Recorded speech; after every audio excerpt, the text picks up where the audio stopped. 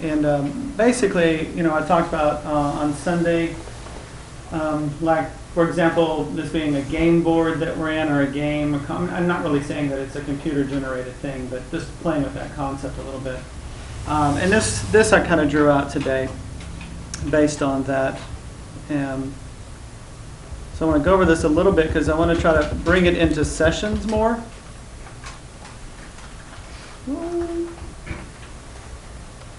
So we've got the game board, which is actually quite big. Nassim here means information about the black hole heart. We watched that video here one time. Like there's a toroidal field, which is this donut shape, which basically is this right here, this energy field around us. So it's around the galaxy, it's around the solar system, which is then inside of that. And then the Earth, which is inside the solar system, has one. And then, the humans that are on the planet have it also. Supposing animals do too. So this entire toroidal field is around all of us. And the thing that's been coming to me recently is whatever created this, and I'm just playing with the concept of it being like a game, okay? Like a consciousness that some beings put together to have experiences. I think it's a lot more than that, but I'm just using that as a way of tapping into information, or just playing with the concept. But let's say that this is a huge system or playing field, if you will, and in order to do this in a computer, you would need a code, what they call a source code, which would be like the God code. Okay, so this game board is created out of code that writes certain programs and puts them in place, like the 5 elements: fire, earth, metal, water, wood. That's a code. And everything in this reality works off of that code in different ways, or one way or another.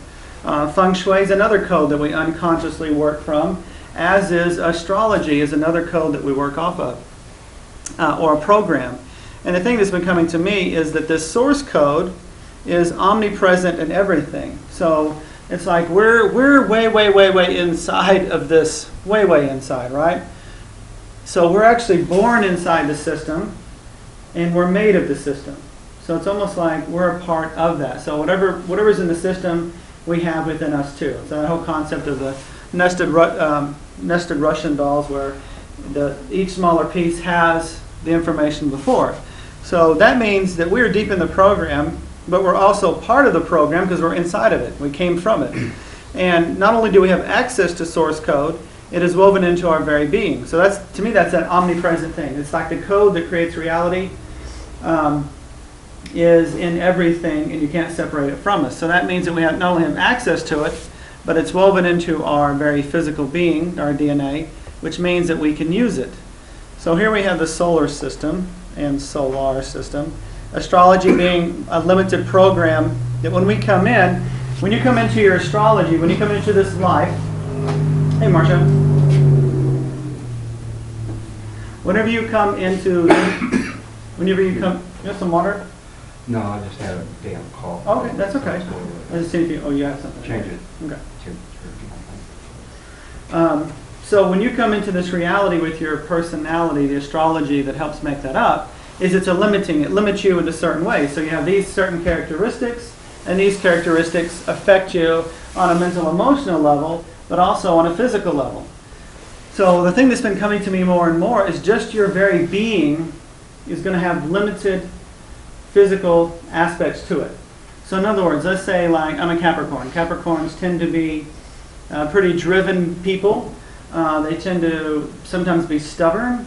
There's the aspect of the knees. In astrology, Capricorns relate to the knees. So it's about having a strong will, sometimes pushing beyond where you need to go. I tend to, and everybody's different. I tend to actually kind of take it the other way. I tend to bend a little more than I need to. But either way, what I'm saying is that characteristics that makes up your character is going to be totally reflected in your body. So it's almost like to the degree that you're in a body with a personality, you're going to have a physical limitation. Does that make sense? Which gets kind of crazy in that way. Because as long as you have a physical issue, there's always going to be a mental limitation that goes with it. And when I say mental issue, I'm meaning like a mental or emotional limitation. Here in this group, we tend to be more empathic, so we tend to be taking on a bunch of people's stuff. And if that's part of your personality, there's a definite physiological issue that happens with that. Whether it's like we worked on Laura Sunday around the lymphatic system. In the lymphatic system, she's carrying all this stuff that she's picking up from other people and trying to do too much and too much on your plate, all those terms. So our personality just leads to those issues. So as long as we're tied into a certain personality traits, then there's going to be a physical component to it. Does that make sense? So what I'm looking at, what's coming to me, is to play with going even beyond those boundaries that we're born within. Okay? So the earth is our playing field. And another way of looking at the astrology is that the astrology are the codes that we live our life by. It's like, you're this personality, you have this trait, and those traits follow through with you. Like, if you ever really looked at astrology, not just like the Sunday paper thing, if you really looked at your astrology chart, it's amazing just how accurate it describes you, right? Well, every one of those physical, mental, emotional patterns or traits are going to have physical counterparts. So to me, the thing that this is my what's been coming to me recently, and this is just me, is that it feels like we're born into a space of limitation. We're born into limitation as a game to see how we can get out of it or go beyond it. Because to me, growth is always going beyond the limitation, right? A child has got a boundary, the boundary gets bigger. So growth in consciousness is basically an expansion of awareness, right? So to me, the game is we're born into limitation. We take on limited personas and characters to see how we can go beyond them. That's where I am at now, okay? Doesn't mean that perception may change later, like tomorrow. It could change when I sleep, who knows? So you can see just how far it goes in. It's a total fractal. You have the galaxy, the solar system, the Earth, and then us. It's just the toroidal field, all the way down. I'm going to jump to this part because this came to me today. I always tend to look at things a little bit odd. I think that's what helps me see things in a different way. Get to this one picture here. Okay. So Drumvalo made this pretty popular. It's called the Tree of Life. You know, the picture with all the circles, right? It's been found in Egyptian pyramids and all kinds of places that you wouldn't think it would be. Like it's been shown to be lasered on in certain old, lasered on actually in some really ancient structures. What's interesting is typically the focus is to look at the flower part, right? The petals, that's why it's called the Tree of Life. The Tree of Life is this big one. And if you shrink it down to where there's just 7 circles, that's called the Seed of Life. So there's a seed in the tree. Well, I always see things different. And just now clicking into me full circle, is I noticed that if you change your vision from looking at it this way and you turn it slightly, what you get is a bunch of little trumpets, okay? So I'm not looking at the flower part, I'm looking at what's between the flower part. And what happens is you wind up getting a bunch of these, right? You see a bunch of those in there? So and they're all twisted and turned. I mean, I did it to where you can kind of see it a little more easily, but actually they're all in there. They're just boom, boom, boom, boom, boom, boom, boom, boom. And that's exactly what it would look. Does that make sense what I'm showing you, right? Instead of the flowers, I'm looking in between and you see the little funnels coming together. That's what that is, right? And you can see how it makes up the entire system. Like, you know, you can see the circles. But then they're all in there. They're all turned different directions. They're all stacked on top of each other. Now, if you go back and look at this little picture here, imagine that you could see all these little fields around everything, and you're looking at the Milky Way, or just looking at the galaxy. I would imagine it would just be a bunch of these all stacked in there, right? So what if the representation of what Drumvalo had picked up on the Tree of Life was just showing a bunch of these fields within a huge sphere, which would be like what's happening here. And the interesting thing is in each flower, there's 3 of them, which could be representative of a 3-dimensional system. Let's explain that again, Stephen. Like, because you have, on a 3-dimensional system, you have an X, a Y, and a Z. Yeah. I see what you're saying. Mm-hmm. And you have 3 sets of trumpets in each flower. Right. Okay. So those could be representative of... Mm-hmm. Yeah, I haven't played with that. But if you did the 3 sets, it would be this, yeah. You would have your X, Y, and Z axis. That's an interesting, yeah, there's probably lots of different things hidden within there. But I thought it was interesting that you could get this out of that instead of just getting the flower. Right, yeah, you do the opposite. So it's like, we have a bunch of those, so that not only is that Tree of Life representing like the flow of energy, but it's also these little toroidal fields around everything. I'm trying to bring this around to one thing, though, is that the programs that created the entire system that keeps repeating itself over and over and over is made of the God code or the source code. And that program, the source code, is, let me just read this. So programs in the source code, they are written written within, I think that was what I was trying to say there. And they are in every one of your cells, your DNA, and basically the instructions flow through your blood system. So basically the source code is flowing through us all the time.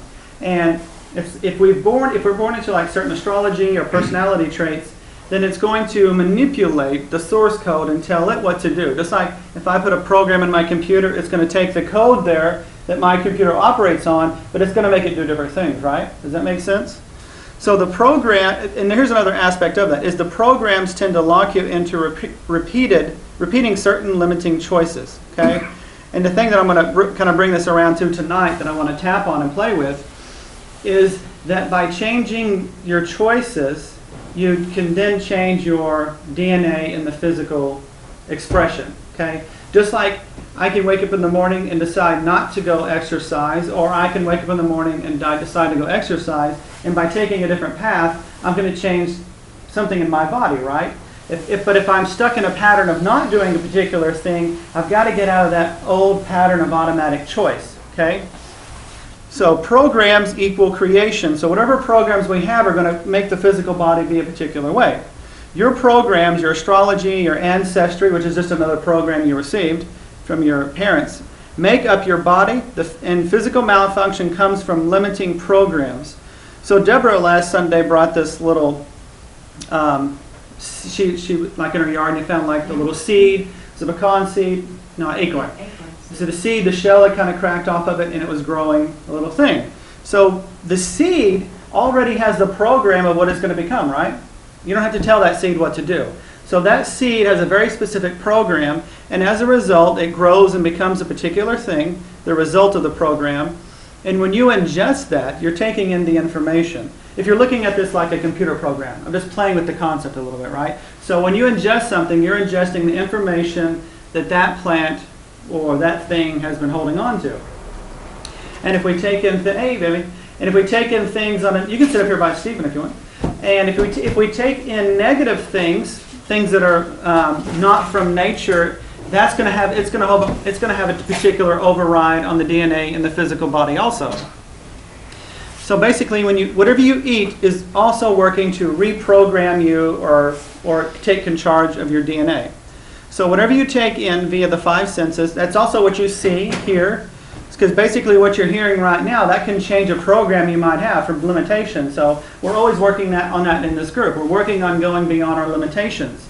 By tapping on something, you see something a different way, you then have a possibility of maybe going beyond your old program.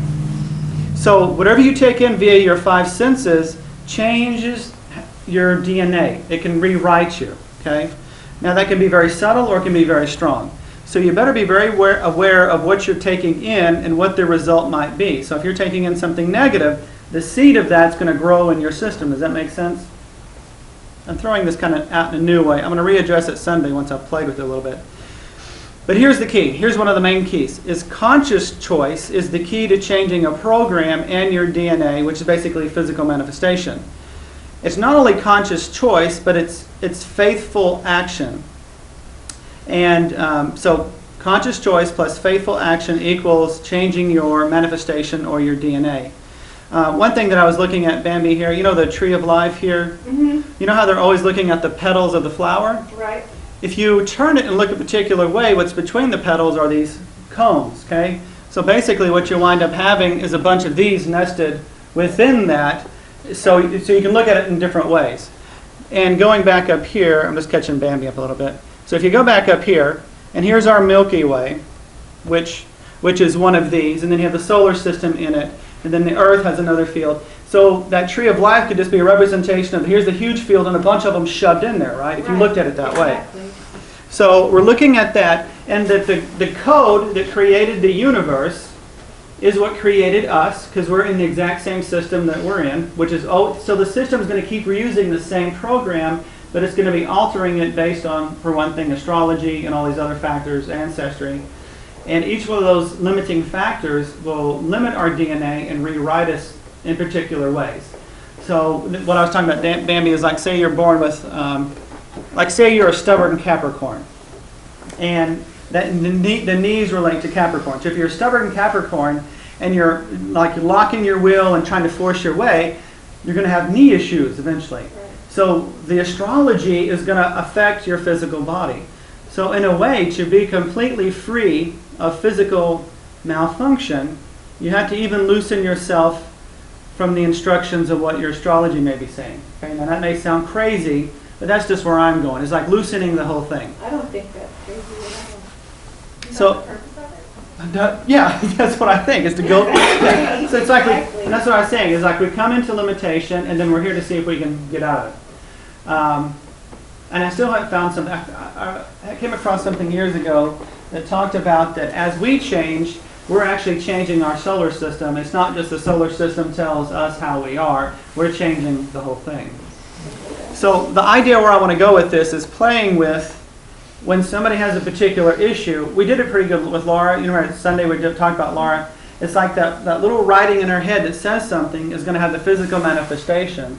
So I'm just looking at it more as whatever we're looking at physical is either rewriting the code that's holding that or loosen it enough. So it's like, let's say there's a string of code that says, and you know how computers are. If you've ever made a web page, and I've played with this a little bit, is on one screen you can just write normal, or you can go into the HTML code. You know, that stuff blows my mind. But then it puts it all into code, right? Well, we can sit here and say like, it's my responsibility to take care of others. That's what it looks like in human language. But that could be maybe transferred. If you look at it on a different screen, it would be in some kind of code. So when we're working here, what I'm beginning to imagine, this is something I'm playing, is we're going in there and rewriting the code that will change what's telling the DNA what to do. Does that make sense? So we're playing with that in a particular way to loosen what's already there. My thing is just to kind of have the visual that of what we're actually doing. We're rewriting that particular code, whether it's a mental emotional limit or we're using the physical body to find it. To me, it's always going to go back to a mental consciousness thing, because that's where those programs are. And I apologize if I'm kind of all over the place on this today, because I'm just playing with it. And by Sunday, I'll have it a little more solidified in my brain, but and I can talk about it a little bit easier. But the whole thing is, if we're made of the same code that everything's made of, that omnipresent thing that they call God is the code to everything. And it's not just around us, it's woven into us, because we're made within this. So if this thing was created with the source code, a God code, and we're in it, that means we're made of the same code, which means we can access it and we can utilize it. Okay? Instead of being just, here's your astrology, here's this, here's these parents, here's your ancestry, and now you're stuck. Okay? That's part of the game, but then there's another level of the game where you start coming, you move out of that level into another one. Anyway, that's the hypothesis I'm playing with. It's right. God made us in God's image. Right, exactly. Mm-hmm. And that fits in perfectly too, because God's image is what we see all around us. It's the same thing repeated over and over and over and over. I am that. Hmm? I am that. I am that, yeah. We never watched that video. So I think that's all I want to talk about now. I'll revisit this Sunday. So I'm going to turn that off.